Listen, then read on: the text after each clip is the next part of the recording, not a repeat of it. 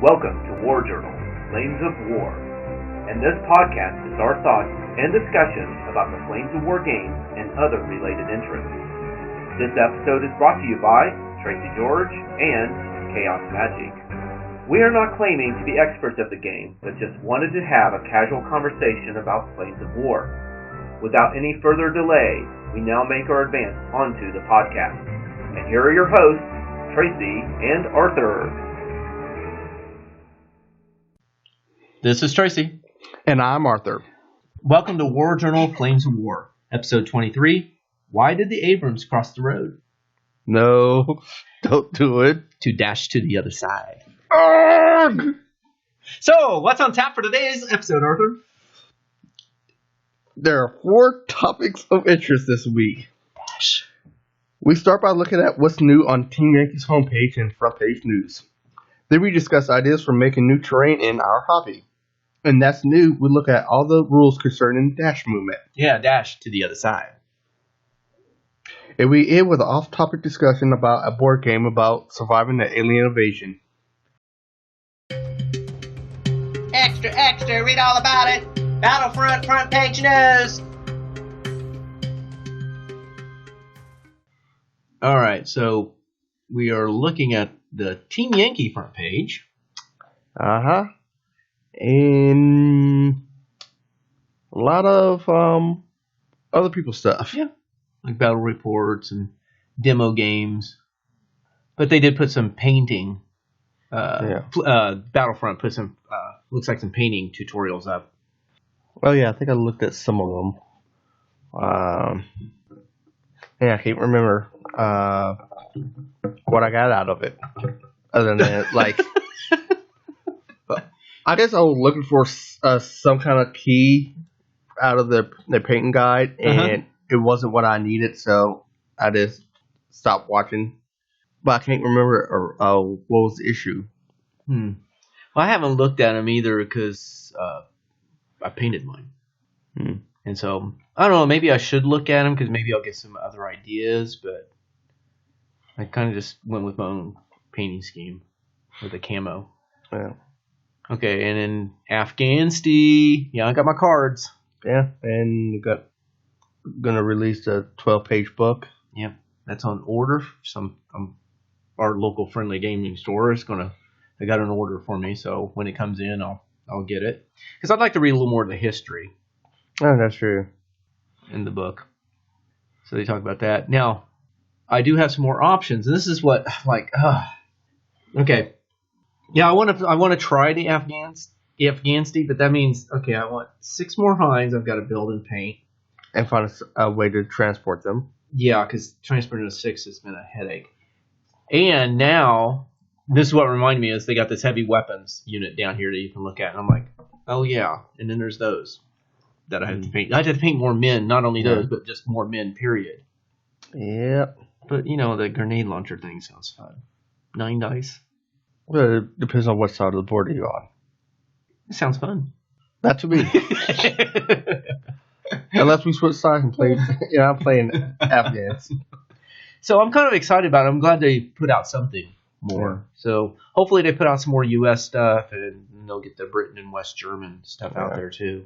Because it seems like a lot of people, the Britons is the one I think I've heard the most. At least kind of when I talk to some people here. Yeah. Of course, I think I might be a little more excited about Germany. West Germany.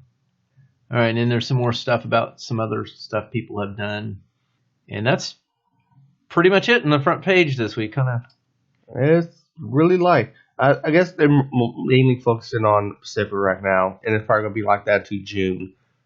Yep. But after that, who knows? Maybe that's when Britain's going to come out. Yeah, it'd be kind of nice too if they came out with a question of the week. I saw in the forums some people were talking about, well, maybe we should make our own question of the week type thing. Yeah, I thought about that. But I guess that's really all that's on the front page for this one. Yeah. Well, till next time. Yep. Well, the Pacific will be, I don't know, I guess it'll still be pushing Pacific. But. Yeah, I think it'll be until June. Wow. Our hobby. All right. Well, as far as modeling goes, I don't have any more modeling. I did some roads though, but I don't know. What have you been up to on your modeling? Oh well, modeling wise, haven't got around to it. Other than, well, I was supposed to pick up something from a friend earlier this week, and we met, and he forgot about it, and I forgot to remind him. Because I can't remember if I talked about it last time, but I had an issue with my 66, and now both sides pretty much broke. So I figured out the only way, my fenders. Yeah. And I figured out, because it finally broke when we were doing the first demo. Yeah, I think when we were doing the first demo.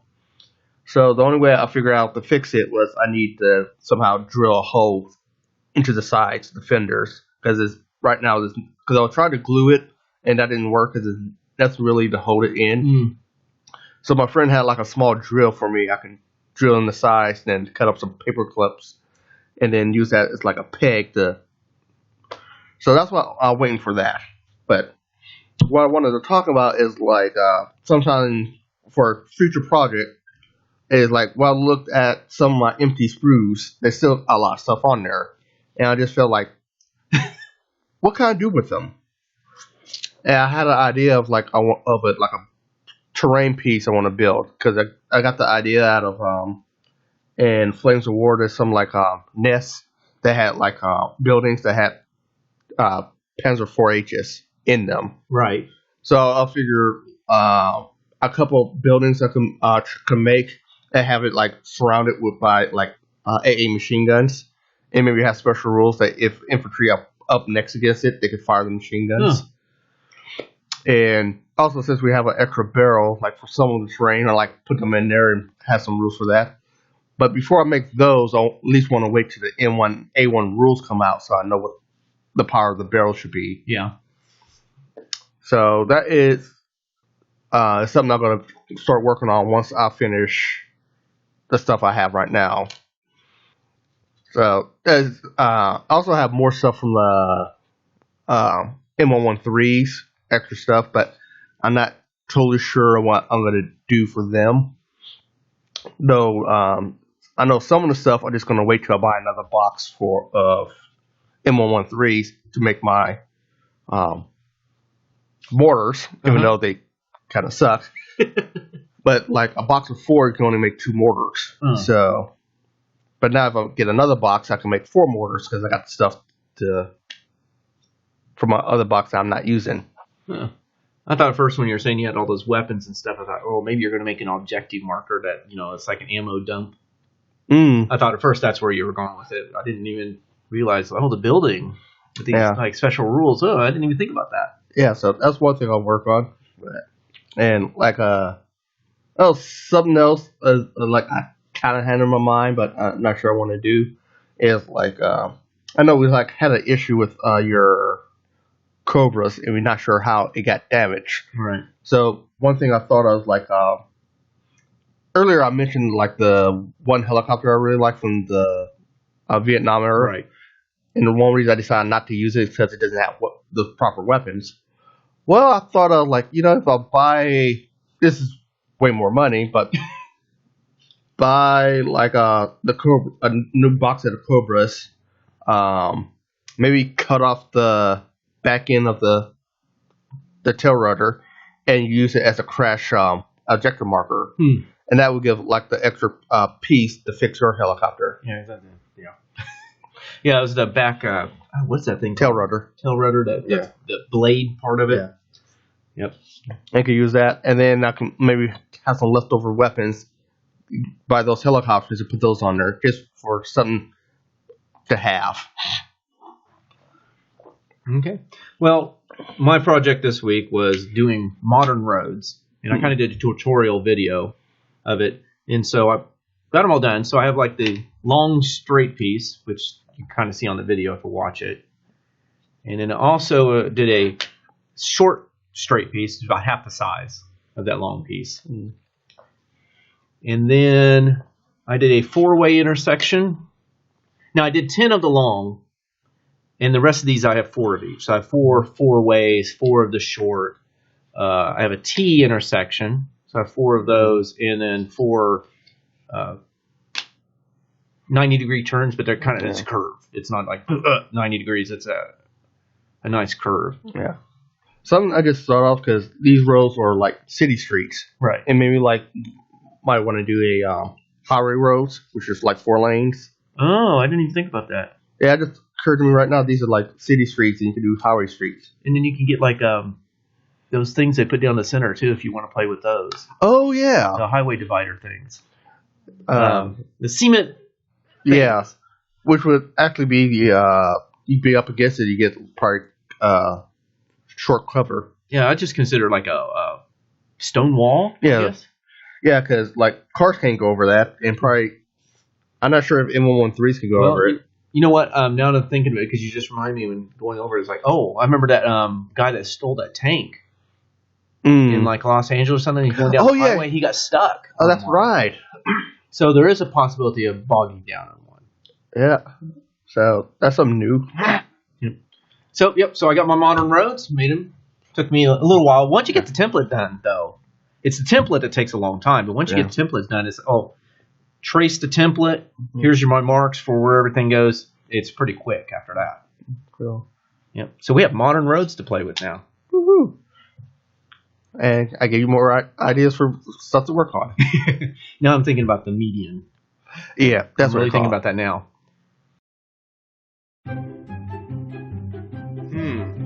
That's new. All right, so every once in a while, just kind of make sure I don't miss anything, I kind of read not all the way through, I read a page here or there of the Team Yankee rulebook. Yeah.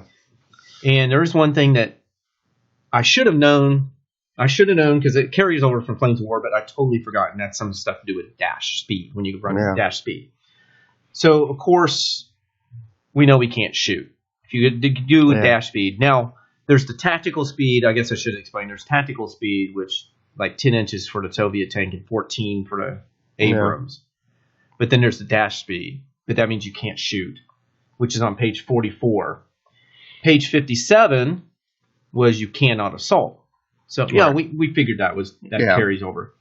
And on page 98, they talk about you cannot take an objective the turn after you dash. So those I knew. The one that kind of got me was on page 31. And then there's 2 things on page 31 about dash. One of them is if you dash, you can't go within 8 inches of any enemy model. I forgot about that. And I dash so rarely that I can't remember if I knew that or not, because I just don't dash that often. Or when I'm dashing, I'm not near you. It just sounds weird when I'm dashing. When I dash, I'm trying to get close to you so I can hit you next turn. And it from when I got here, it's not even out of line of sight, or it's just you cannot go within 8 inches, period. Wow. So if they're like Soviet, blocking most of the table across, you can't even get to the other side doing a dash speed. Oh, good point. The other thing was if you're out of command. Oh, yeah. This was the other one that I forgot too. You can move. You can remain in your place and just shoot. You can move at tactical speed and still be able to shoot, but you're +1 to hit. Yeah. The only time you can dash is if you're going back to your commander to get back into command. Yeah, I didn't know that. And that's if you're going back to your unit commander. Apparently, you go at dash speed. I guess. I'm kind of reading here. Okay, so it's out of command. So it's on page 31.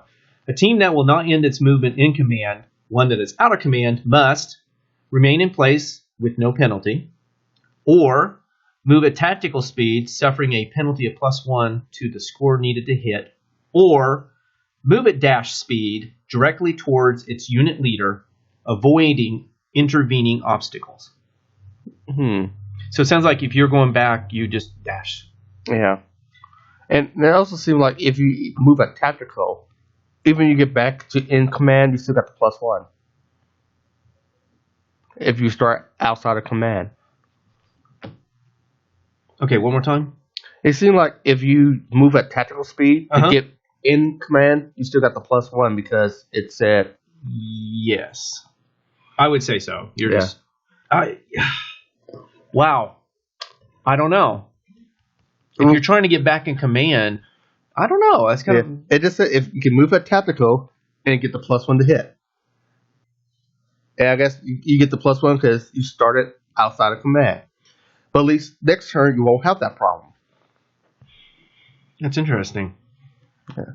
That is interesting. That's I didn't even think about that. So yeah, so I guess the thing to remember, I just got to remember you can't go within 8 inches. The others I kind of remembered. Yeah. This one, it makes sense. If you dash, you can't assault, you can't shoot, you can't do all that. You mentioned you can't take objectives? correct. Yeah, you can't take objectives. All makes sense. But it also cannot move within 8 inches. I guess that makes sense. You think about it. I just keep forgetting about the 8-inch thing. Yeah. I'm just going to have to remember that. Because I think I did that possibly in one of our battle reports. It was with the city on the left side. And I don't know if I dashed those tanks by your tanks, and that would have been within 8 inches. So I'm not seeing. I didn't pick it up either. So sounds to remember. Yeah. Not within 8 inches, even if they can see you or not. Yeah. And since we also mentioned it, like if you're out of command and you move, you got a +1 map, no matter if you get back in command or not. Unless a fact says differently. Probably I'm posted on the message board.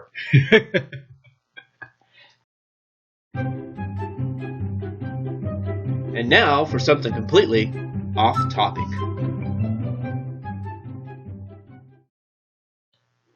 All right, so I saw reviews for this game and it seemed pretty cool.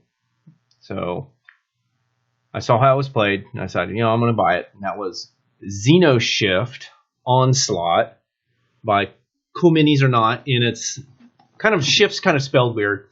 It's Xenoshyft. Of course. Need to make your own spelling to make it unique. Yeah, it makes it hard to find it too. Yeah. Harder. So it's a cooperative deck building game. Yeah. With you got like Marines, space, kind of like space. No, I don't want to say like Games Workshop Space Marines, but maybe more like the Alien Space Marines, Colonial Space Marines. Yep. Colonial Marines. And they're defending a base, and you either have like the command center or medical lab that you're kind of, I want to put in this quote, defending, but that gives you your special ability. Yeah. Like this is what you're in charge of. So this is stuff you know. Yeah. And you go through 9 rounds, which 3 rounds equals a wave. So there's 3 waves, 9 rounds. And these aliens are just coming at you every round. Yeah. And so you draw 6 cards and it allows you to buy more cards. But the nice thing is, when you buy the card, it doesn't go to your discard, but it goes right in your hand. So you can use it right there. And also, like, at the beginning of every round, you get a resource card, which is different from a lot of, well, I guess the big one's Dominion, but I guess the other deck building game I've played like this is Shadowrun, and the money resources is separate. It's not even a card. So this is the first time I've seen a resource that is an actual card, but you don't have to purchase the resource. It just you get it every turn. Yeah, you can't buy like, I want to pay 3 resources to get this resource. Money, so I get more money. No, it's just you get 1 every turn. That's the only thing you can. Yeah. That's the only way you're getting. I want to say money, but but that allows you to buy more men, more armor, weapons, special abilities. Yep. Yeah, I really like the game. Yep, me too. There's 9 different things you could buy, and whatever you're supposed to pick your department or what you're in charge of randomly, and where you get affects the initial what you can buy. Yeah. So if you were like in charge of the med packs, boom, they're in the game at the beginning. And you start with 2. Yep. That person starts with 2. Yep. And then after you do that, the rest stuff is random, what equipment. But there is like the paratroopers and the armored guys you can buy later. Those are every game. Those are available. Yeah. It's just the equipment in like special little things.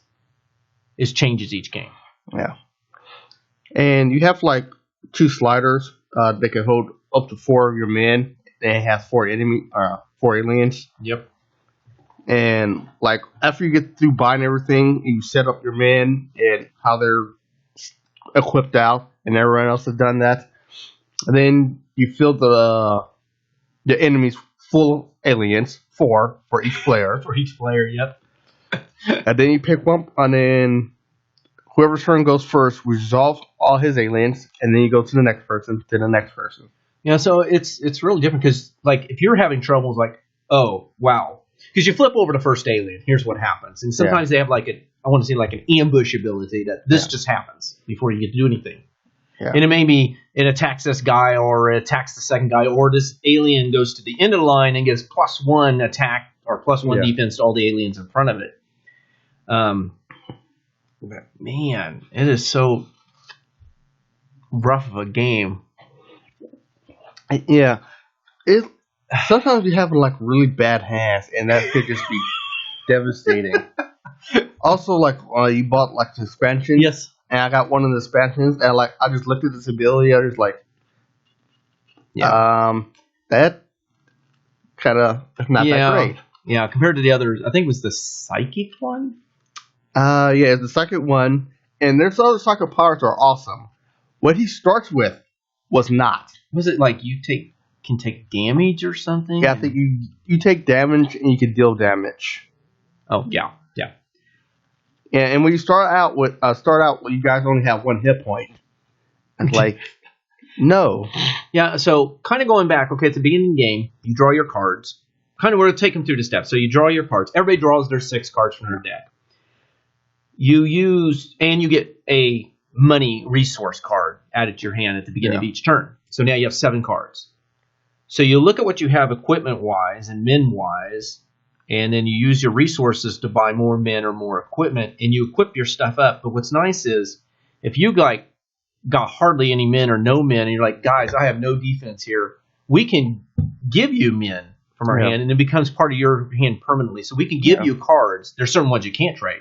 Yeah. But here's a man, and here's some armor for him or something like that. Yeah. And you can throw your weapon on him, and then you place in those 4 slots, most you can have is 4 men, what order they're going to fight. So this guy's going to fight first, this guy's going to fight second, this guy's going to fight third.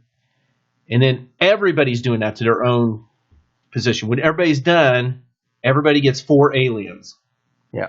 And you decide who's first. And once that first person's chosen, the next round, the person to their left's first. And the third round, the person to their left is first. And just kind of round robin that way. Yeah. So then, who's ever first flips over to first alien. And then resolve. Yep. And if it has an ambush ability, you do it. If not, they attack each other at the same time. So it isn't like, oh, I attack him and damage him and he's dead. No, they attack each other at the same time. Unless some ability says otherwise. And there's a lot of those. And if your Marine survives and it kills the alien, all those aliens shift down, flip over to the next alien. Does your Marine dude survive or does he get demolished? Yeah. And does the alien then go kill the second guy? Yeah. And if all your Marines are dead and there's still aliens there to still attack, they start doing damage to the base. And the base have hit points based on how many players there are. Right. And once he hits 0, everyone lose. Yep. And we've come close. Yeah. And so, like, oh, this alien, I can't kill it. It's going to kill my guys off. Oh, wait. Like, you may say, oh, I've got a grenade. Here, grenade him. He's dead. Yep. So besides Marines, soldiers, and then equipment for them, there's also instants. Right. And one of the instances is like a grenade where you just instantly do damage to something. Now, problem with that is you may play a game that there's no grenade because it is random. The equipment's random.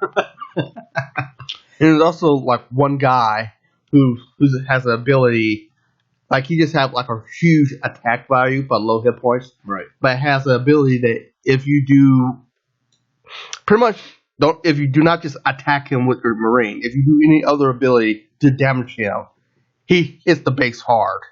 Right. I think he does like 4 damage to the base. 4 damage to the base. Yep. So you're like, well, I could just zap him, but the base would take a lot of damage. So I don't want to do that. Yeah. And so this person takes their turn, then the next person, and you only play the cards in your hand, so if you're out, you can't help anybody. Yeah. And it goes through, and so that's round 1. Then you go to round 2. We're still in wave 1. And it's the same process. You can keep whatever cards you want in your hand, and you get rid of what you don't want, and you draw back up to 6. Then you get another money card to add to your hand. If your Marines survive, they stay. Yeah. Even they keep their damage they've got on them. But what's nice is you can move the equipment around too. You can say, "Oh, this Marine's about to die. I'm going to take his equipment off him and give it to this new Marine I just got." That's most equipment. So some of the equipment from the new expansions. Yeah. Once you put them on someone, you can't remove them. Yeah, it was the symbiont stuff and the psychic. Yeah. But otherwise, you can move equipment around. So then you take what cards you want, put them down, build your Marines up, give them armor and weapons. Oh, you could trade, you give cards to other people if they need help. And now you go through the same thing again. Yeah. And it's not that you kill every alien to win the game. It's you have to survive 9 rounds and your base still have at least 1 hit point.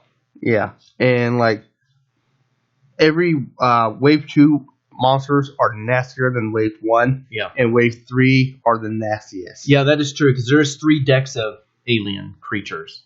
There's wave 1 deck, which is first 3 rounds. They're kind of nasty because your guys aren't that strong. Yeah. But they usually have low hit points. So if you can do the damage, you should be fine. Except for a lot of them seem to have I hit you first. Yep.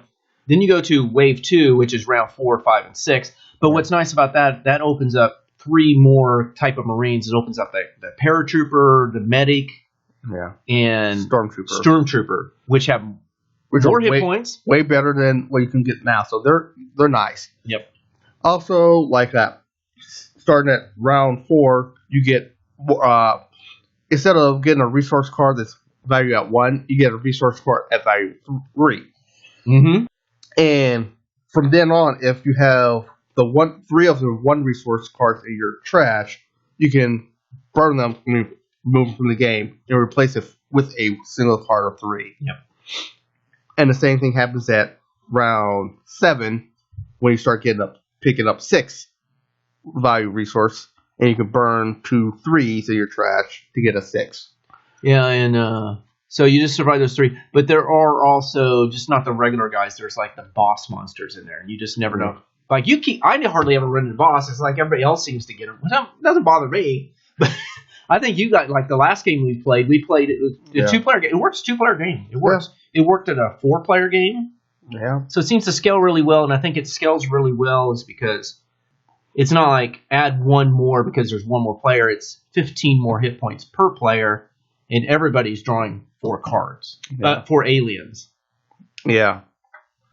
So that doesn't mean you go to fight 4 aliens. Oh no, you can fight more. Oh, and they can turn your Marines into an alien. Oh yeah, that's a nasty one.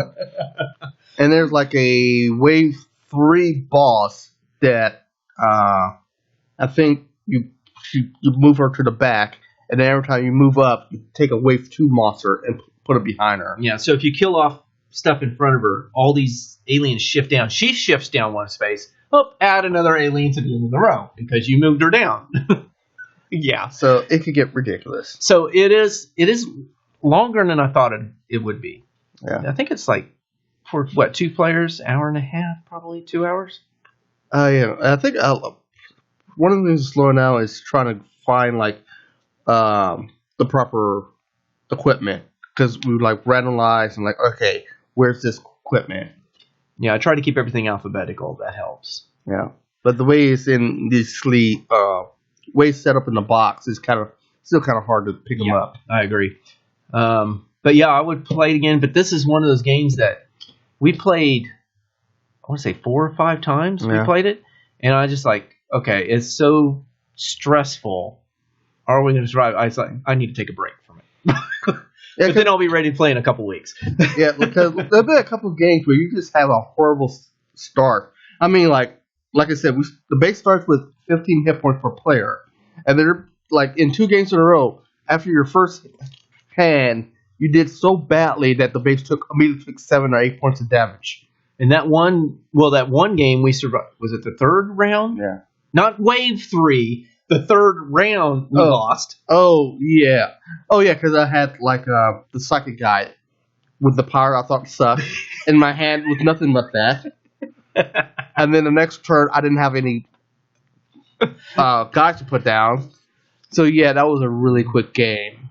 But we went and played another one after that, and it almost got the same situation where like the base halfway through the game, base was like, I can't remember how many hit points I had left. I think it was down to like 2 or 3. And and I think like round 6? Yeah. Oh yeah, it was like round 6, it got down to like 6 points. And we won. So you just never know. Yeah. You know. And that was a 3-person game, though the third person had to leave and I started playing as him. And then his side, we didn't have to worry about him for the most part, because from round 4 to like round 8, he just had buff guy, and he just slaughtered the aliens. So like we didn't have to worry about him to round 8, where he just got the aliens that just said, "Yeah, you die now." Well, it wasn't like you lose all your equipment. Burn all the equipment on that guy. He takes 2 points of damage for every equipment burned. So, a really big tough guy, we're like, oh, we don't have to worry about it. He was like, wow, he's like decimated. Like, okay, so he did it. So he got that on the first guy, took off his equipment, and then when they attacked each other, they killed each other. Then the next alien was the exact same thing. And this guy wasn't as tough, so destroyed all his equipment, killed him. Wow. And he had like that player had 4 Marines down. Yeah. And they were beefy dudes. And there's 2 gone. Boom. And there's still 3 aliens left. Yeah. Yeah. Taking 6 damage is a lot. And they all had like at least 3 pieces of equipment, so that's why it hurt so much. And then I think he lost another guy and got down to the last guy, which was another one of those things, which killed all his equipment. And they killed each other. So he went from having 4 awesome guys that were like murdering aliens to like, all my guys are dead. Base doesn't take anything, but now he has nothing. Right. And since he was doing so well, he really didn't buy that many guys because he didn't need to. He was just buffing stuff he already had. So now he has to draw guys really quick. Oh, that is another thing. When stuff is, unless it burns it, that means it's gone. Yeah, it goes. Yeah, your equipment and men go to your discard pile when they are killed. Yeah. So you can get them back. So I guess we didn't make that clear. Oh yeah, because like most things when they die, they go to your discard pile, and then when your deck runs out, you just shuffle again and draw new cards. So yeah, I like the game. It's just, man, after 4 or 5, we played for several weeks in a row. Yeah. I was ready for like, man, I want to break from this for just a little bit. Yeah. Then I'll be ready to play again. Then we have a friend who's like, I never got to play. Well, he likes that Shadowrun Crossfire, which it's very, I think, got similar mechanics. It's very similar. And it's also not as hard as Shadowrun. It comes close. But Shadowrun is like, it is about 2 or 3 phases harder. Whereas like, in this one, I'm really sure we can win. It's just a matter of like, do we win by like having 3 hit points left? Or maybe 15 if we do really well. Well, Shadowrun is more like, well, coin flip if you win. Or in Xenoshyft, like that one game, do we just open the box, slap ourselves, and say, "Hey, good game," and close it because it's going to slam us? Because that only happened once, and I'll blame that mostly on we both. I'm not sure what you got, but I had a horrible character with horrible items, and then nothing in my hand next turn for guys. Yeah. So I can't remember what I was playing. So I don't think that happens that much. So at least just losing on the 3rd round. Not wave, just round. It's like not wave. Like, well, 7 minutes into the game, it's over.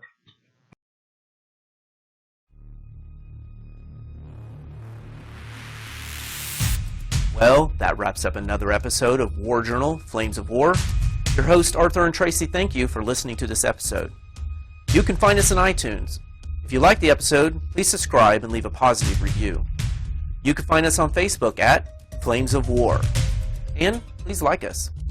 In addition, you can follow us on Twitter at warjournal_FOW. You can also find us on YouTube. Search for Tracy George, Flames of War. You can read Arthur's blog at chaosmagicwizards.blogspot.com.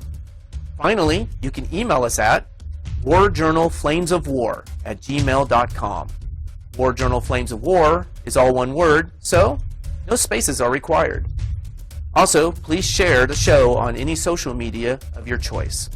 So, until next time, as always, have a good game.